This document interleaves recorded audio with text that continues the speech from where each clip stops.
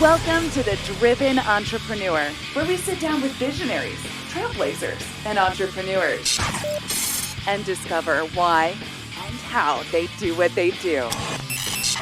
We'll get the backstory, plus plenty of life and business lessons along the way. Here's your host, Matt Brauning. Hey, welcome back to The Driven Entrepreneur. It's Matt Brauning, of course.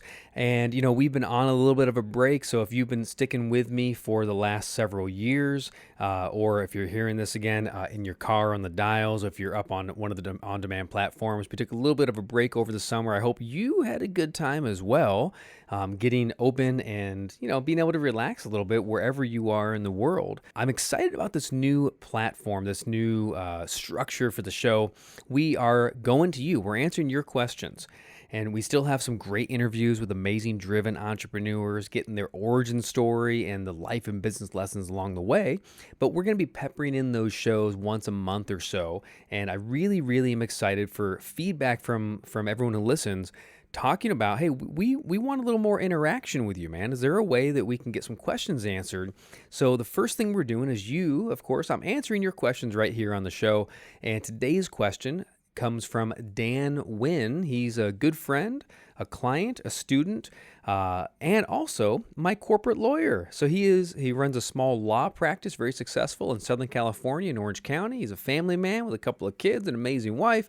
And Dan Nguyen writes this: how do you know, Matt, when you're 3 feet from gold or when to pivot? That's a really good question. The idea is, sometimes are you banging your head against the wrong wall and you should stop and change your approach and go do something different? Like, is the lack of success at something potentially a sign that you should be changing things? Or, how, Napoleon Hill wrote about 3 feet from gold, where the metaphor was a lot of miners came during the old mining times to California, the gold rush. And the people who got wealthiest during the gold rush were not the miners, it was the equipment salespeople. Because what they would do is people would come in, they'd spend their life fortune to get to California to buy the equipment, and then they would mine and mine and mine, and they'd pay for the mining permits, and they'd mine and mine and mine. And when they finally got tired and they ran out of money, and they ran out of money for food, and they were done. They'd finally take what meager equipment they had, and they go back and sell it for pennies on the dollar to the equipment brokers. And they'd try to get home and get a train ticket or whatever to get back home. There was at least a story, I think it's been a little exaggerated over the years, but there was definitely a story or so of people coming in to the mine that had been abandoned by the last workers, and they, of course, bought the same equipment that was on pennies on the dollar. Now they probably paid 80 cents on the dollar for it. They took the equipment, they went back with the permit to the mine, and within 3 feet, they struck gold. That's the story from Napoleon Hill's book. And I think it's a really, really powerful metaphor to understand, are you just around the corner from that next success, or should you take this as feedback to give up? So what I want to answer for Dan is I want to give you a little formula to think about this. And this is how I look at all the projects within my different businesses I've had over the last 20 plus years, and the way I coach business owners, small business owners, on what to do to look and gauge their results. Now, before I answer that, I want to tell you that you can ask a question too. This is really fun. If you want to get featured on the show, and in the show notes, if you look on demand at Apple Podcasts, Google, Spotify, Stitcher, wherever you get your on-demand podcasts and shows, this radio show, of course, goes there. And in the show notes, we're going to put all Dan's info, and we'll put your info. We're going to put your name and your business website. So if you want to get plugged on the show, we're going to ask your question, plug your business. I think it's a fun win-win. Just head over to mattbrowningpodcast.com, and right at the top, it'll say ask your question on the show.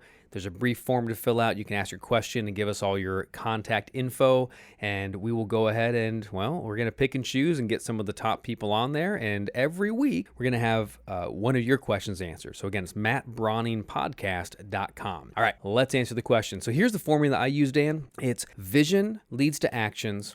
Actions lead to feedback. Feedback leads to adjustment. Adjustment, recalibrating vision. Let me break it down again. Vision to action. Actions to feedback. Feedback to adjustments. And adjustments to vision. So let's first talk about the different stage. So whether it's your entire company or whether it's a small individual project or an idea you had, maybe you want to build an online course or you want to write a book or you're going to add a new service to what you currently do. Well, the first thing is to get clear on the vision. What is it? But vision is not just, it's a book, right? That's great. But what is it really? Is it a new lead generation tool? Is it a family project because it's a desire in your heart, right? That's a very different vision than if you want to build a new lead generation tool. And the way you thought you'd do that is through a book, as an example. So get clear on the vision. What is the purpose of it? What's the big why for this? And shockingly, because we're dealing in business, it doesn't have to be deeply emotional. Every why in your business doesn't have to be, because God destined me to do so because he put this purpose deep in my heart to change the life. I love it, but it doesn't have to be that, if that makes sense, right? Sometimes it is, but sometimes it's just my vision is I want a new lead generation tool and be getting 100 new leads at least in a month or added to my database. And the vision is I'll use a book to do that. And I can give my book for free or at a discount, and I'll get people to come into this funnel or into my business. And then I can begin to connect with them and so forth and so on. You want to launch a podcast. Okay, what's the vision for it, right? Why is it? Is it about the caliber of guests you're going to get on? Is it about building a fresh audience of new people who haven't met you?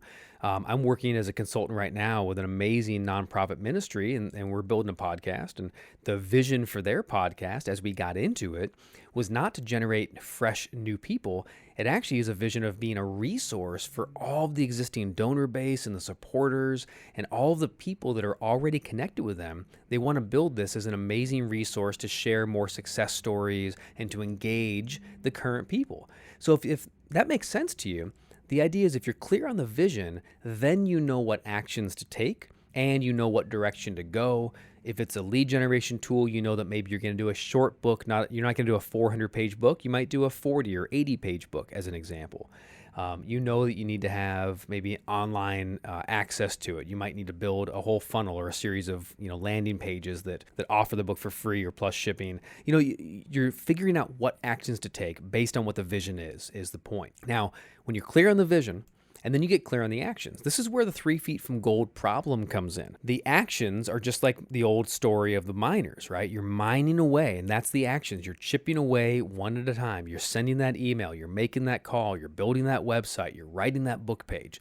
Those are all strikes with your pickaxe. How do you know if it's working? Well, what you don't want to do is guess. Bad idea. You also don't want to just look at how you feel. I say this a lot in our home, especially too. My wife and I talk about we share feelings together. And one of the phrases we use a lot is all the feelings are valid, but they're not always true. And I'll say that again. All your feelings are valid, but they're not always true. Isn't that true? Is that fair? Right? That not every feeling is actually true to what reality is. It might just be how you feel about it.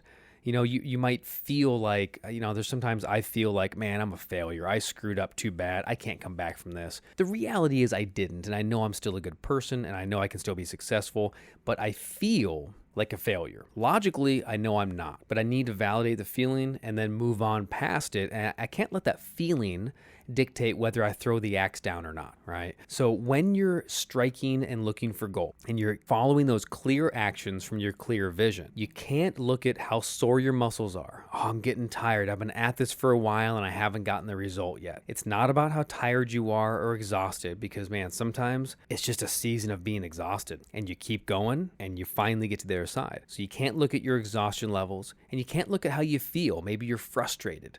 Maybe you're confused. Maybe it's tiring. Maybe, whatever it is. You can't look at how you feel. Do you feel like giving up? That doesn't mean you should, but it also doesn't mean you should. What we want to do instead is go to our third phase. Third phase is feedback. Now, feedback is genuinely not positive or negative in nature. Feedback is simply consequence or result of action. So you take your action, and maybe you've been mining for a month at a certain project, and you're going to stop and take stock of it. Let's look at feedback. Okay, so far I've built this, and they didn't come, right? Or, how many people have visited this new site? How far along have I gotten on this book? I'm doing Facebook ads, right? I hired a company, and we're paying a retainer.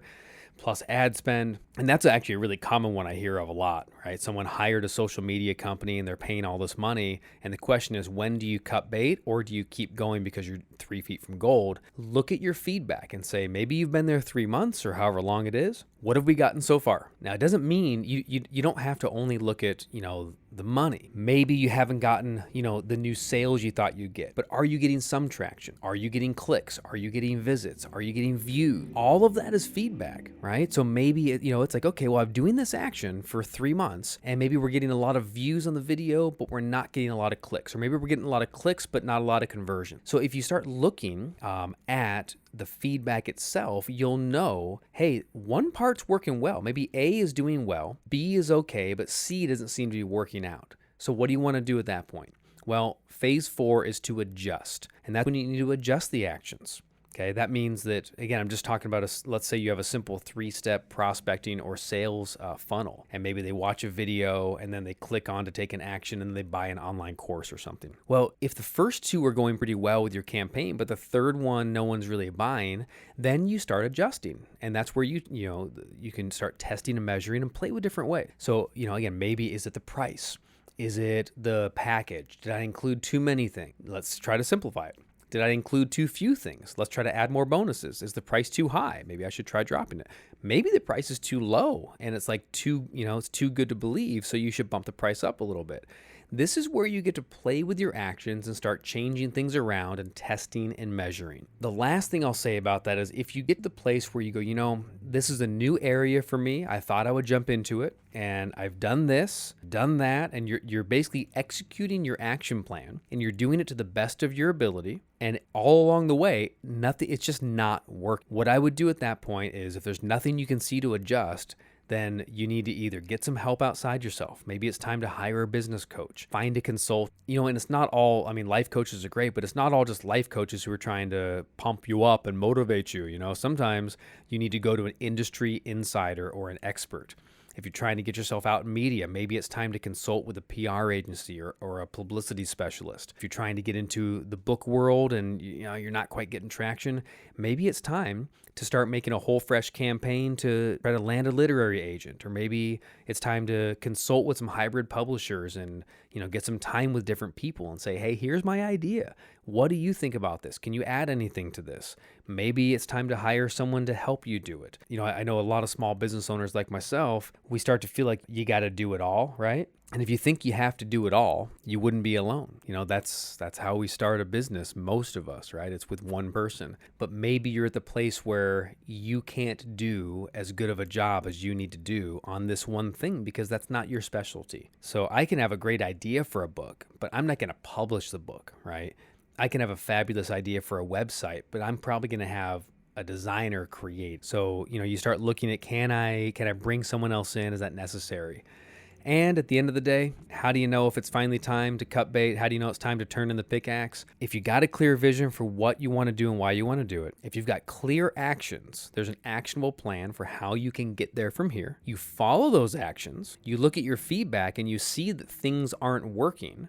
And if you cannot find something to adjust or to hire expertise, or to get coaching or consulting help with it, at that point you go, okay, is there anything else I can do to make this work? And if there's not, maybe it's time to turn in the pickaxe. And look, it doesn't mean that someone else won't pick it up metaphorically and strike gold within 3 feet. That might happen, but hey, maybe it was their project to figure out. Maybe this other person on the other side of the world is going to figure it out, and you don't need to do everything. One of the things I've learned in business in the last few years especially, it's been very helpful, is this understanding that I don't have to say yes to every great idea that comes across my brain. And I'm not bragging when I say I get great ideas. I know you get great ideas too. But one of my problems as an entrepreneur is having great idea syndrome, right? Where it's like, I sit down and I take some time and I'm praying or I'm just thinking or I'm going for a walk and it's like, I could do that. Oh my gosh, that's a great idea. I could do this too. And I've had to learn to say no to what is a great idea. And the truth is someone else could probably get that same idea downloaded in some other way. And they're like, you know what? And if they say yes to it, it might work fabulously. but it doesn't mean I have to do every great idea that comes my way. So Dan Nguyen, attorney at law at DXWin, that's Nguyen,